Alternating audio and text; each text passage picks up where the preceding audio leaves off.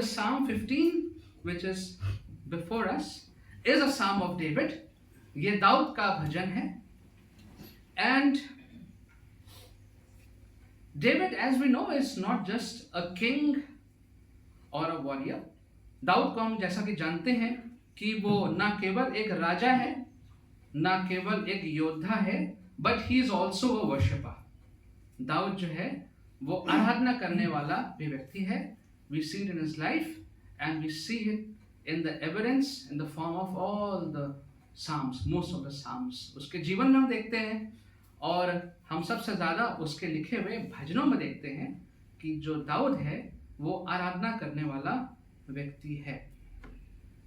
And we see in his psalms that no matter which circumstance of life, we see David taking all of those in worship to the Lord. हम दाऊद को देखते हैं कि चाहे कोई भी उसके जीवन की परिस्थिति हो, लेकिन वो उन परिस्थितियों को भी आराधना में हमेशा परमेश्वर के सामने लेके जाता था. Now this Psalm 15 actually could be misunderstood right in the beginning. हो सकता है ये भजन 15 जो है वो शुरुआत में ही लोग शायद उसको गलत मतलब समझे या ठीक से ना समझने पाए, because it may look like this psalm is stressing a lot on works, deeds rather than faith. ऐसा प्रतीत हो सकता है कि ये जो भजन है ये बहुत ज़्यादा तवज्जो डाल रहा है हमारे कर्म के ऊपर, कार्यों के ऊपर, बजाय इसके कि परमेश्वर के अनुग्रह और प्रेम की बात करें. ऐसा लग रहा है कि हमें क्या करना चाहिए, क्या नहीं करना चाहिए, इसके ऊपर ये भजन जो है वो बहुत जोर डाल रहा है, ऐसा प्रतीत होता है. Specially because we always look some at things from the New Testament perspective. हम लोग हमेशा नए नियम की दृष्टि से वचन को देखते हैं. And when we do that, it is essentially the perspective of Jesus. वो यीशु मसीह का नजरिया है. And in that we are very comfortable with grace and forgiveness and things like come as you are. इन बातों से हमें बहुत सुकून मिलता है कि अनुग्रह की बात करें, क्षमा की बात करें, और आप जिस अवस्था में हैं वैसे ही आए. यीशु ने भी कहा come to me all those who are labor and burden, give you rest, कि जो भी बोझ से दबे लोग मेरे पास आओ, मैं तुम्हें विश्राम दूंगा. And so while this is all true, ये सच है, but that does not mean that human effort or human will is irrelevant now. इसका ये मतलब नहीं है कि जो इंसान की इच्छा है अब उसका कोई अर्थ या उसका कोई महत्व नहीं है. So as we read and look at the Psalm 15, let us not think as an Old Testament stuff and ignore it. हम इसको ये ना सोचें कि ये तो पुराने नियम की बात है, पुराने का तौर तरीका था, अब तो सब बातें दूसरी हो गई हैं, नए नियम लग गए हैं, तो इस पे हम ध्यान ना दें. ऐसा नहीं है. It challenges the people to assess their lives and to live in accordance to God's expectations. ये हमें चुनौती देता है कि परमेश्वर की क्या अपेक्षा है हमसे, उसके अनुसार अपने जीवन को व्यतीत करें. It encourages the people to walk in righteousness and to do what is right. ये हमें प्रोत्साहन देता है कि हम सही मार्ग पे चलें, जो सही काम है उसी को हम करें. So, is there a qualification for those who seek God? क्या कोई ऐसी योग्यता है जो होना चाहिए लोगों के पास जो परमेश्वर को ढूंढ रहे हैं? The answer is no. नहीं होना चाहिए. Does God accept only those who possess certain spiritual qualities? क्या परमेश्वर उन्हीं को ग्रहण करता है जिनके पास कुछ आत्मिक गुण पहले ही से हैं? The answer is no. नहीं, ऐसा नहीं है. Do I need to complete certain minimum self-improvement tasks before I knock at God's door? क्या आवश्यकता है कि अपने आप को कुछ ठीक करके लाएं उसके बाद परमेश्वर के दरवाजे पे खटखटाएं? जवाब है नहीं, no. The Bible is clear. Jeremiah 33:3, God says, come to me all and I will answer. Call to me and I will answer. मेरा नाम पुकारो, मैं तुम्हें जवाब दूंगा. There is no pre-requirement. पहले से कोई भी आवश्यकता नहीं है. And Isaiah 1:18, God says, it says, come now, let us set things right, says the Lord. Though your sins be like scarlet, they may become white as snow. Though they be like red like crimson, they may become white as wool. आओ हम इन बातों पर विचार करें तुम्हारे पाप चाहे लाल रंग के हों तो भी वे हिम के समान उजाले हो जाएंगे, और चाहे अर्गवानी रंग के हों तो भी वह ऊन के समान श्वेत हो जाएंगे. So there is no doubt that the invitation which the Lord gives is for everyone. There is no discrimination, there is no prerequisite, just a willingness to accept the Lord and His ways.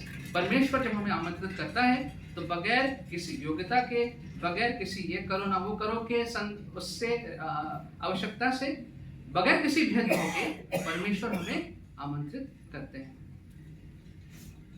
Now we see a lot of people who experience an emotional outbursts, spiritual emotional outbursts. हम देखते हैं बहुत से लोग ऐसे हैं जिनमें एकाएक एक आत्मिक रीति से आत्मिक रीति से और भावनात्मक उनके अंदर एक विस्फोट जैसा होता है. कन्वेंशंस में खास तौर से, you have a convention, there is some fiery preacher who preaches and suddenly you are very emotional about something. एकदम से जो भी preacher ने कहा आप उसके बारे में बड़े भावुक हो गए. And then people who have raised their hands, फिर जब बुलाया तो वो आगे भी चले गए. You go in front and you are there on your knees and you are praying. And it was a very emotional moment at that time. उस वक्त बहुत ज़्यादा जो वो भावनात्मक तरीके से रो भी रहे थे वहाँ पे. People were crying. And then we have people, probably the same people or another set of people who put on a spiritual mode on Sunday. Sunday को आके एक स्पिरिचुअल मोड एक्टिवेट हो जाता है, फिर वो बंद हो जाता है. पूरे हफ्ता भर फिर ऑफ हो जाता है, but on Sunday a spiritual mode is activated. But no matter who it is, all of them are welcome by the Lord. परमेश्वर इन सबका स्वागत करता है. But the question that David is asking here is a little deeper. जो सवाल यहाँ दाऊद कर रहा है वो सवाल थोड़ा इससे ज्यादा गहरा है. And let's find what the question is in verse 15. And I'm reading from the New Living Translation. Who may worship in your sanctuary, Lord? Who may enter your presence on your holy hill? हे परमेश्वर, तेरे तंबू में कौन रहेगा? तेरे पवित्र पर्वत पर कौन बसने पाएगा? It looks like a very simple question. In this question, there are actually two questions.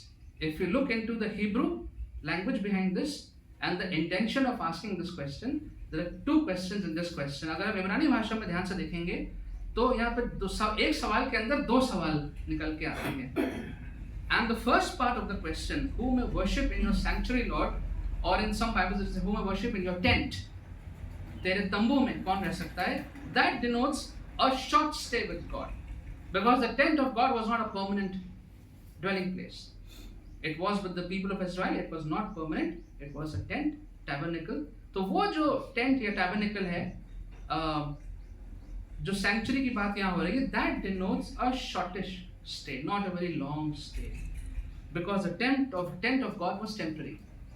But the second part of the same question, when it talks about who may live on your hill, looking at the grammar behind that, the Hebrew language behind that, it talks about a more permanent stay with the Lord.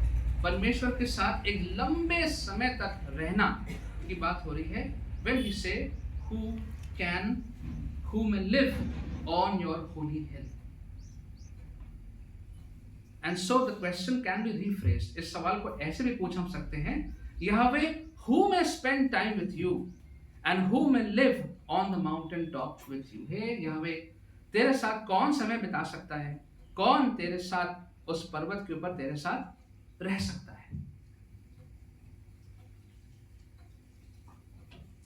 And we need to understand that after someone has experienced that initial salvation experience, that's not the end, that's just the beginning. जब किसी को अपने अनुभव होता है कि उसे नया जीवन प्राप्त हुआ है, तो वो अंत नहीं है, वो सिर्फ एक शुरुआत है. और उसके बाद प्रभु के साथ हमारा जो संबंध है वो धीमे धीमे प्रतिदिन बढ़ता है और गहरा होता जाता है. Our relationship with the Lord increases and gets deeper day by day. And in this, the man's will is significant. इस बात में जो इंसान की, मनुष्य की जो इच्छा है उसका महत्व है. Now, man's will is something that we conveniently would want to ignore. जो इंसान की इच्छा है उसको हम अपनी सहूलियत के लिए कभी कभी नजरअंदाज कर देते हैं, because we love the idea of God willing. Think about that. हमको बड़ा पसंद है ये कहना, अगर परमेश्वर की इच्छा हुई तो, God willing. In Urdu you will say inshallah. They also say if Allah wills. Similar meaning, some people think in our Christian faith, if God wills, everything God willing, God willing, God willing. It sounds very pious and righteous and right.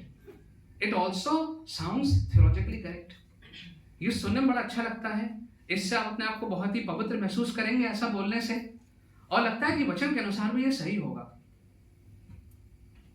So a drunkard में से एक शराबी व्यक्ति ये कह सकता है, I know I'm wrong, but if the Lord wants to change me, He should change me. मुझे मालूम मैं गलत हूं, लेकिन अगर प्रभु चाहे तो मुझे बदल सकता है. A short-tempered person will say, yes, I know I'm short-tempered, I know it is wrong. Why can't the Lord just change my nature in a flash? Can't He? मुझे बड़ा गुस्सा आता है, तो क्या प्रभु मुझे बदल सकता है? और चाहे तो मुझे बदल सकता है.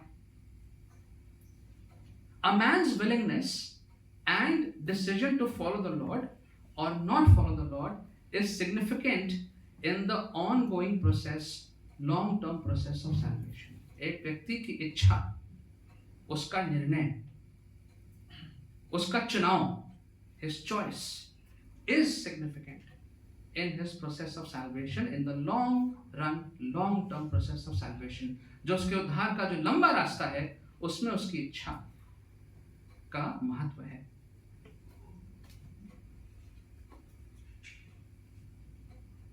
Therefore, here in Psalm 15 we see some qualities that true worshippers, true seekers must hold on to. भजन 15 में हम देखते हैं कि दाऊद हमें कुछ ऐसी बातों को बता रहा है, कुछ ऐसे गुण बता रहा है जो एक खरे, एक सच्चे आराधना करने वाले व्यक्ति के जीवन में होना चाहिए. And these can be acquired prayerfully, with discipline, with resilience, and a willing and obedient heart. इन गुणों को हम प्रार्थना के द्वारा, आत्मिक अनुशासन के द्वारा और एक अपनी इच्छा से इच्छुक होते हुए और आज्ञा का पालन करते हुए हम इन गुणों को प्रभु की कृपा से, दया से, उसकी सहायता से हम इन बातों को अपने जीवन में सीख सकते हैं. And these few of them, just very short 4 verses in it is given, केवल 4 पदों में हम देखेंगे. These are the marks of a true worshipper of God, something for which we need to work on it with the Lord's help. परमेश्वर की सहायता से कुछ ऐसे चीजें हैं, बातें हैं जो परमेश्वर बता रहे हैं, जो उसके आराधना करने वालों में होना चाहिए और जो हमें प्राप्त करने के लिए कुछ कार्य, कुछ चुनाव करने पड़ेंगे. So verse 2, the first one, the Lord says, he who walks blamelessly and does what is right and speaks the truth in his heart. Now, as you might have noticed, that this psalm is a very blunt psalm. Usually, other psalms have a lot of flowery language, a lot of holy language, and some introduction, some things. Lord, this, Lord, you are this. Lord, you are. But this psalm is point blank, blunt. And sometimes we need to hear something blunt. कभी कभी हमें सुनना चाहिए कुछ चीजें जो एकदम सीधी हैं, तीखी हैं. So this is one of those psalms which is blunt, and you just need to. It's even explanation is not required. देखा जाए तो उसको समझाने की भी आवश्यकता नहीं है. It is that straightforward. And coming to the point straight away, David says, सीधे point पे आके दाऊद कहता है, he whose walk is blameless and does what is right and speaks the truth from his heart. पहला पद हिंदी में कोई पढ़ लीजिए. वो जो खराई से चलता और धर्म के काम करता है और हृदय से सच बोलता है. Now this is not going to happen, not possible for those who just have a brief emotional outburst here and there and then they disappear. ये उन लोगों में ढूंढना पाना मुश्किल होगा जिनमें एकाएक एक भावनात्मक एक विस्फोट होता है आत्मिक कुछ समय के लिए, फिर उसके बाद वो लोग गायब हो जाते हैं. These days I am following a junior of mine on Facebook because we have worked together. I've seen him, everything about him. Suddenly now he is on Facebook, and it's a very commercial like setup with stage. Imagine this stage. There are colored disco lights. I will call them disco lights only, colored lights, and there's fog machine. There's all the instruments, and there he's in a suit and tie, and very smart, and I know that this is not the right foundation on which that church has been built.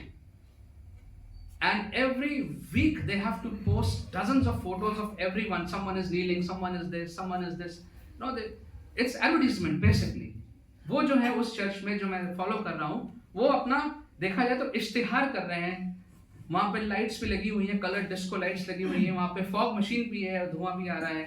Trying to create an artificial environment of holiness. How do you do that? वो ज़्यादा दिन चलने वाला नहीं है अगर इसी प्रकार से. Now I don't know, these days these things grow also, but theologically it is not correct, and it's probably one example of what we are saying over here. शायद वो उदाहरण है यहाँ पे जो हम देखना चाहते हैं. इमोशनल आउटबर्स्ट, कुछ दिन तक बहुत इमोशंस रहेंगे, फिर वो गायब हो जाते हैं. But here David is talking about those who have acquired moral integrity, and those whose life it can be seen that they walk blamelessly. उनके जीवन से हम देख सकते हैं कि उनका जो जीवन है वो दोष रहित है. Those who do what is right, not once, not twice, but every time they do it right because they are with the Lord. They are following what the Lord says. वो अपना काम सब सही से करते हैं. Very difficult to raise a finger on them. बहुत मुश्किल है ऐसे लोगों पे उंगली उठाना. And they speak the truth from their heart. जो दिल में है, जो सच बात है, जो परमेश्वर का सच है, उसको वो हमेशा बोलते हैं.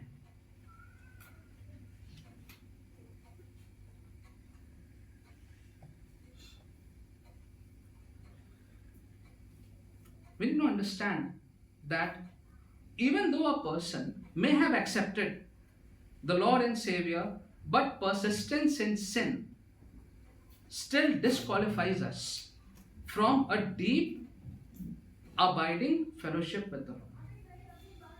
हो सकता है कि परमेश्वर को ग्रहण किया हो, लेकिन उसके बाद अगर एक व्यक्ति ने उद्धार प्राप्त किया भी है, लेकिन वो पाप में बना रहता है,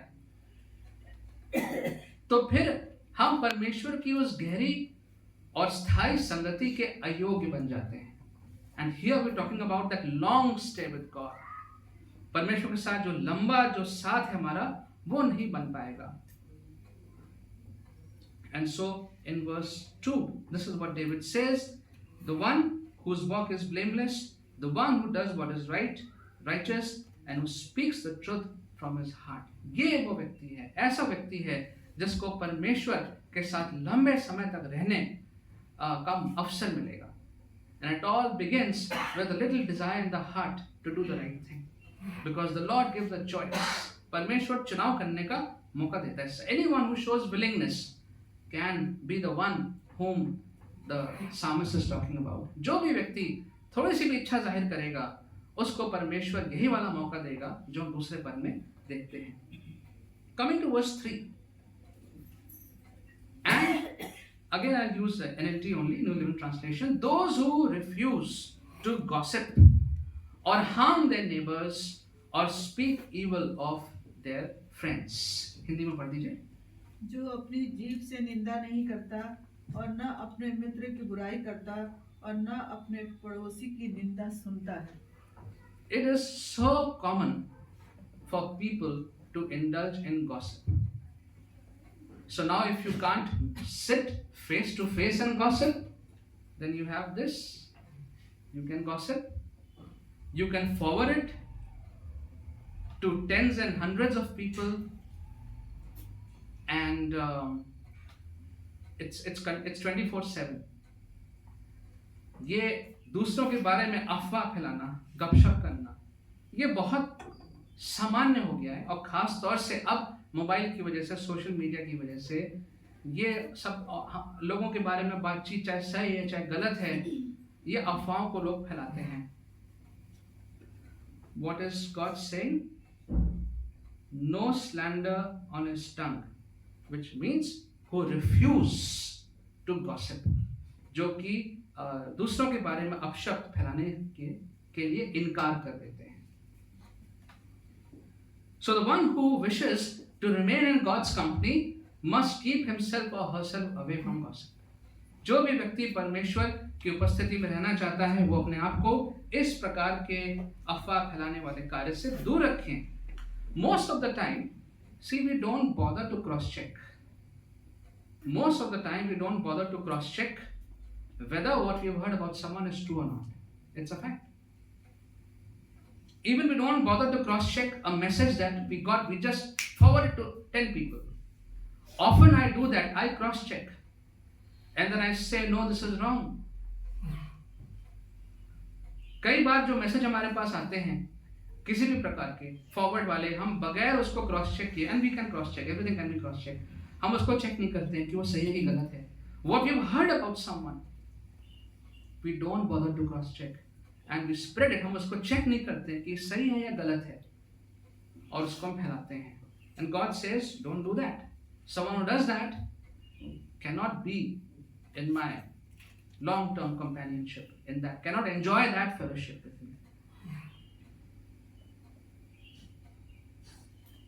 David here understood that an upright and righteous life is known by the way someone speaks. दाऊद यहाँ पे इस बात को जानता है कि एक जो खरा जीवन है, एक धार्मिक जीवन जो है, वो जाना जाता है किस बात से? जिस तरीके से हम बात करते हैं, जो हमारे शब्द हैं, हमारे शब्दों से हमें जाना जाता है। Someone who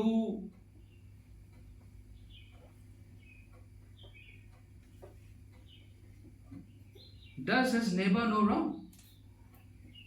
Now, a few weeks ago, I had spoken about neighbor, and we had discussed who is my neighbor.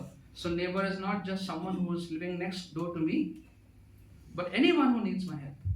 किसी को भी मेरी आवश्यकता है, could be my colleague, my friend, someone on the street, some relative, और my actual neighbor, वो कोई भी हो सकता है, चाहे मेरा मित्र हो, चाहे सड़क पे कोई व्यक्ति हो, like the parable of the good Samaritan, नेक सामरी का जो दृष्टांत था, और anyone who needs help can be my neighbor, कोई भी मेरा पड़ोसी हो सकता है।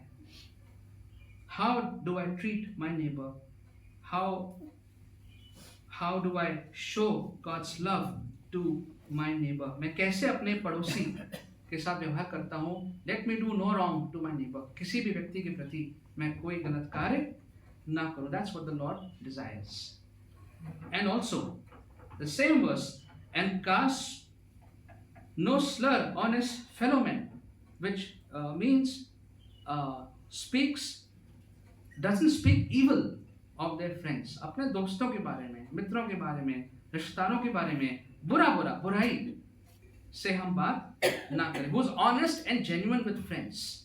अपने दोस्तों के साथ वो व्यक्ति जो है वो ईमानदार है. A person who is a bad mouth cannot be dwelling with the Lord. A bad mouth person cannot be dwelling with the Lord. जो व्यक्ति मुख से हर वक्त बुराई करता रहता है, बकता रहता है,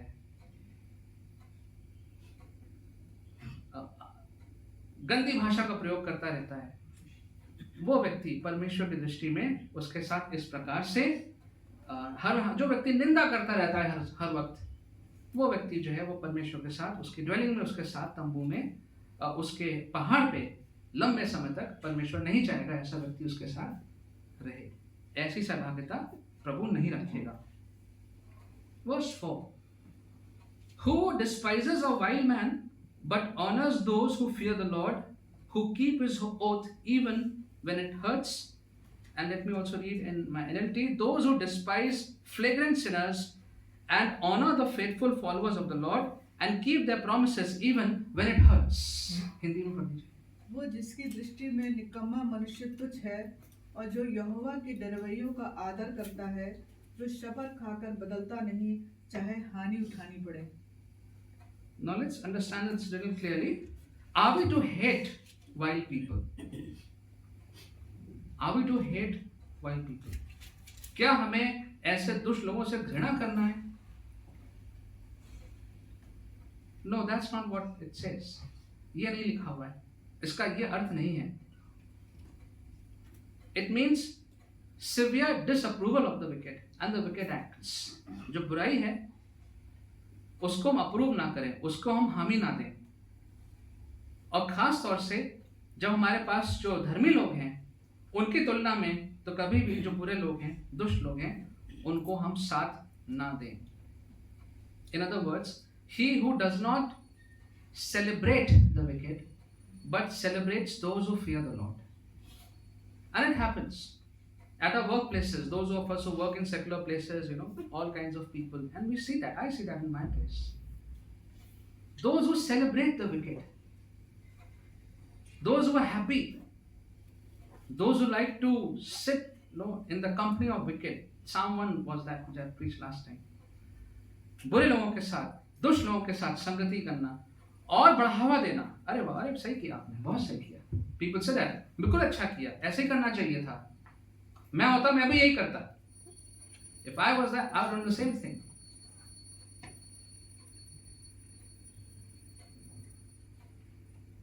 Often we see evil and corrupt men and women. They are in our good books. Often we see that. जो हमारे गुड बुक्स हैं, हिंदी में क्या बोलेंगे, जो हमारे जिन लोगों को हम अच्छा मानते हैं, जिन लोगों को अच्छा प्रतीत हम मानते हैं, उन लोगों में ऐसे लोग भी शामिल हैं, उनके नाम भी शामिल हैं जो वास्तव में बुरे हैं. And so many times godly men and women are scorned and despised. जो परमेश्वर के स्त्री या पुरुष लोग हैं, उनको हम उनसे दूरी बना के रखते हैं, उनका कभी भी मजाक उड़ाते हैं. We see that happening in our circles. So anyone who enjoys bad company and despises godly men and women will be unable to enjoy the Lord's company. Simple as that. जो व्यक्ति बुरी संगति में आनंद लेता है और जो परमेश्वर के लोग हैं, स्त्री पुरुष हैं, उनसे दूरी बना के रखता है, ऐसा व्यक्ति अगर सोच रहा है कि वो परमेश्वर की संगति में आनंद ले सकता है, तो ऐसा नहीं हो पाएगा.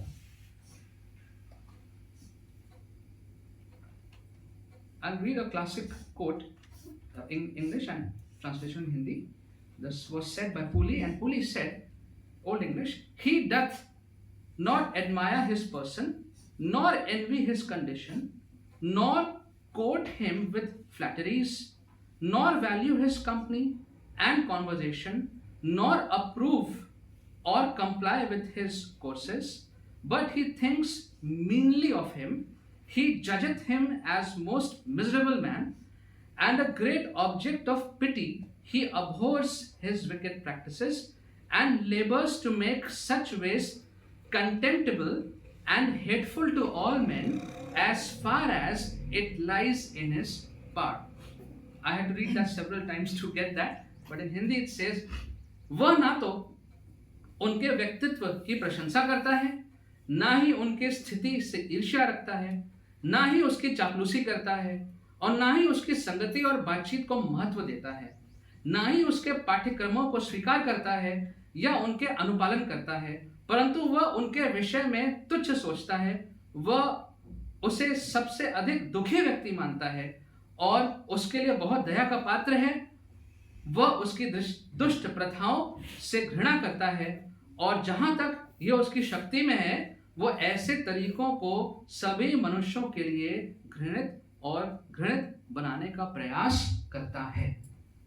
Hindi is equally as tough as English. Hindi में जो है वो भी अंग्रेजी के बराबर ही मुश्किल है. What does it mean? What is this thinker saying? That we who want to be in God's company, we who want to enjoy a long stay with God, will really be very careful with the wicked and stay away from the ways of the wicked and not let it spread through us or around us. Will do everything in our power to contain it. यहाँ पर हम ये कह सकते हैं कि हम जो मनुष्य परमेश्वर की संगति में रहना चाहते हैं, हम ऐसे दुष्ट लोग, दुष्ट प्रवृत्तियां, दुष्टता की बातों से दूर रहें, उसको बिल्कुल भी तवज्जो ना दें, बिल्कुल ही बढ़ावा ना दें, और उसको अपने आसपास, चाहे हमारे द्वारा चाहे आसपास, उसको हम फैलने से रोकें। And in the same verse, the second part, who keeps his oath even when it hurts. So let's ask the question, are we men and women of our word? क्या हम ऐसे स्त्री पुरुष हैं जो अपने शब्द का मान रखते हैं? When we have said something, we have promised something, we'll keep it. हमने अगर किसी बात की वायदा किया है, प्रतिज्ञा करी है, तो उसको हम पूरा करें। Do people see us as someone who will do what they said? क्या लोग हमें इस प्रकार से देखते हैं कि जो उन्होंने कहा है वो ये काम पूरा करेंगे?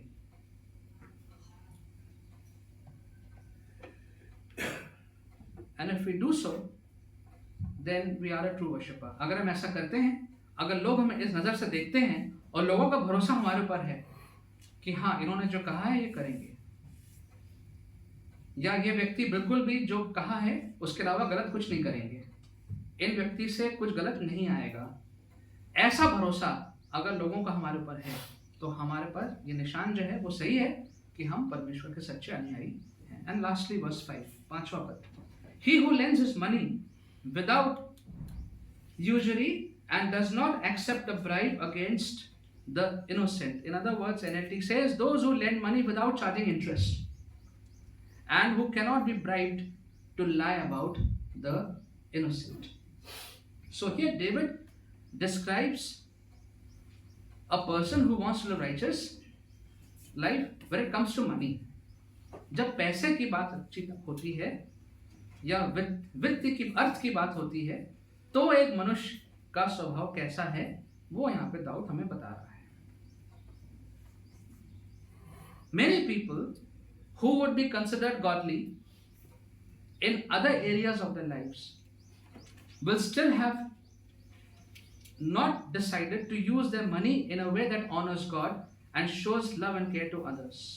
हो सकता है बहुत से ऐसे लोग हों जो कुछ क्षेत्रों में तो बहुत ही ज्यादा अपने आप को प्रभु के नजदीक पाते हैं, लेकिन शायद कुछ क्षेत्रों में, खास तौर से जहां पे रुपए पैसे की बात आती है, वहां पर वो परमेश्वर के उनके जीवन से परमेश्वर को महिमा ना मिल रही हो, और जो प्रेम दूसरों को दिखाना चाहिए अपने संसाधनों से, वो प्रेम शायद वो ना दिखा रहे हो। Now this idea of putting out money on interest is a cultural reference. ये जो यहाँ बात हो रही है कि अपने रुपए पैसे को आप इंटरेस्ट ब्याज पे मत दीजिए, ये वहाँ के जो तौर तरीका था, परंपरा थी, ये उसके अनुसार है। Because in Judaism it was legal for a Jew to charge interest to foreigners but not to fellow Jews.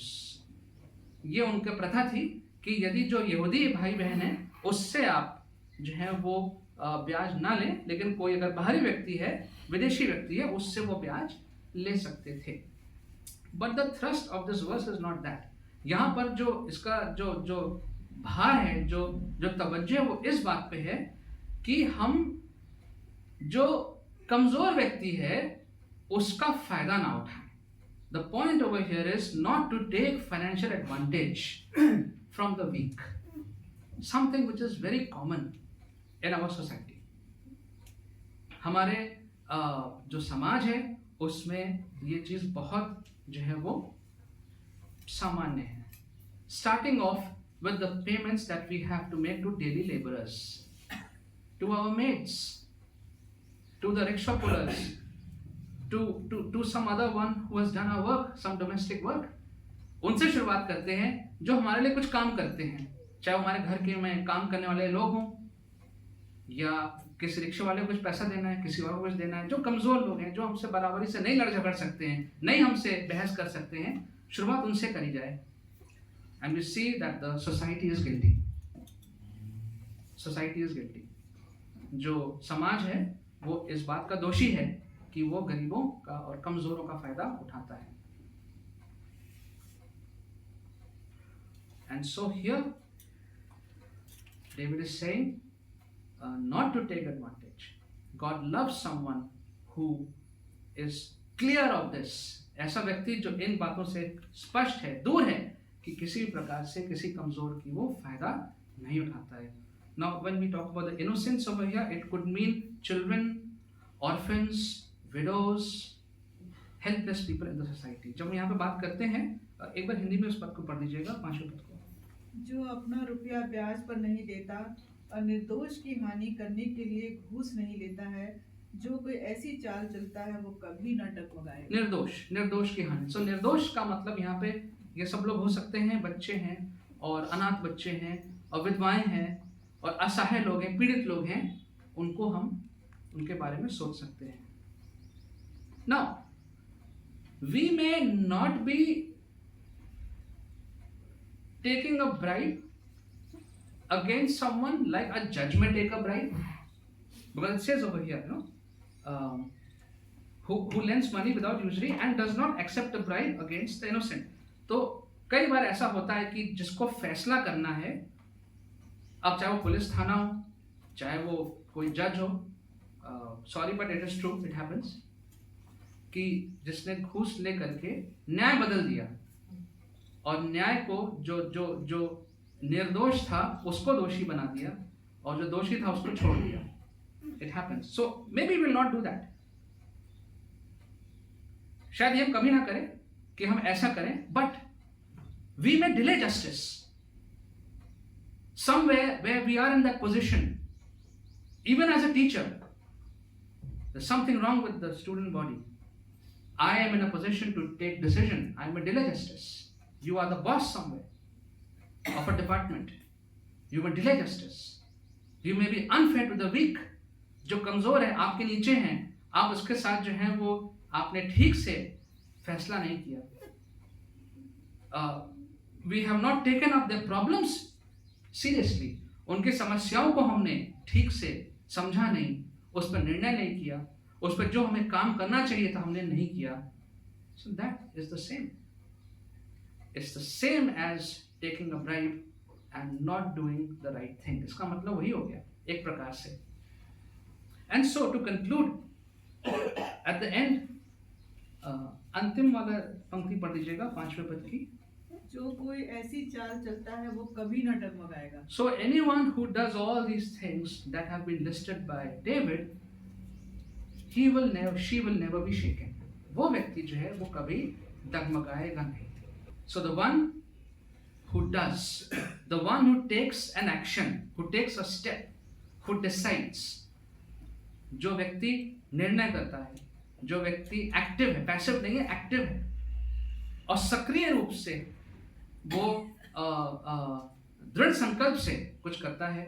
The one who is conscious, वो व्यक्ति जिसको एहसास है कि उसके आसपास क्या हो रहा है.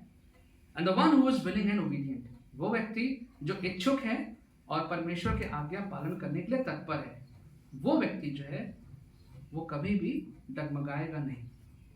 And so my dear friends, there's a need to examine ourselves. That's all I can say at the end. कि आवश्यकता है कि अपने आप को हम जांचें इस भजन 15 की दृष्टि में. In the light of this psalm, we can examine ourselves, introspect ourselves. Does the Lord see me walking blamelessly and doing what is right? क्या परमेश्वर मुझे इस प्रकार से देखता है कि मैं दोष रहित जीवन व्यतीत कर रहा हूं और जो चीज सही है वो कर रहा हूं कि नहीं कर रहा हूं? Does the Lord see me speaking the truth, having no deceit in my tongue? क्या परमेश्वर मुझे इस प्रकार से देख रहा है कि मैं हमेशा सच बोलता हूं, बोलती हूं और मेरे बातचीत में कोई छल कपट नहीं है? Does the Lord see me enjoying the company of evil men while despising the righteous? क्या परमेश्वर ऐसा तो नहीं है कि मुझे देख रहा है कि जो दुष्ट की संगति है उसमें मैं बहुत आराम से हूं, बहुत आनंद ले रहा हूं, लेकिन जो विद्वानों की संगति है, जो परमेश्वर के लोगों की संगति है, उससे मैं अपने को दूर रखता हूं? Does the Lord consider me a man or a woman of my words who keeps the promise? क्या परमेश्वर मुझे इस बात को मेरे अंदर देखते हैं कि मैं एक ऐसा व्यक्ति हूं जो अपने शब्दों को पूरा करता हूं और अपनी वाचा को पूरा करता हूं। Does the Lord find me on the side of the weak and the downtrodden with generosity? क्या परमेश्वर मुझे कमजोर और असहाय के साथ खड़ा हुआ पाता है और उदारता से उनके लिए करता हुआ पाता है कि नहीं पाता है? If so, then we can be assured that we are in the presence of the Lord with him on his holy mountain. अगर यदि ऐसा है तो हम इस बात को पूर्ण रूप से निश्चित हो जाएं कि हम परमेश्वर के साथ हैं और उसके पर्वत पे उस लंबे दौर के लिए हम उसके साथ हैं। Let's pray. Father, we thank you for this beautiful psalm. We thank you for speaking to us. We thank you that in very clear words you have laid down certain disciplines that we must adhere to, that we must follow. प्रभु जी, बहुत धन्यवाद करते हैं कि आपने इस सरल शब्दों में आपने इस भजन के द्वारा कुछ ऐसी बातों को हमारे सामने रखा है जिस पे हमें चलना चाहिए और अपने आत्मिक जीवन में अनुशासन बुलाना चाहिए। Lord, we admit that we are weak, and though we would like to do all of these things, we find ourselves incapable because of our own fallen nature. प्रभु जी, हम ये सब करना चाहते हैं लेकिन कई बार अपने आप को असहाय पाते हैं क्योंकि हमारा जो व्यक्तित्व है उसकी वजह से। We ask you, Lord, this morning to fill us with your strength, fill us with the desire to be able to follow all that you've asked us. प्रभु जी, हमें अपनी उस इच्छा से और सामर्थ से भर दीजिए ताकि ये सारी बातें जो आप हमसे अपेक्षा करते हैं प्रभु, इन सब बातों को हम अपने जीवन में पूरी करने पाए। Help us, Lord, to desire to be found blameless in your eyes. परमेश्वर, हमारे अंदर ऐसी इच्छा दीजिए कि हम आपकी नज़रों में हम अपने आप को दोष से मुक्त व्यक्ति देखने पाए। Thank you, Jesus, for your name's sake.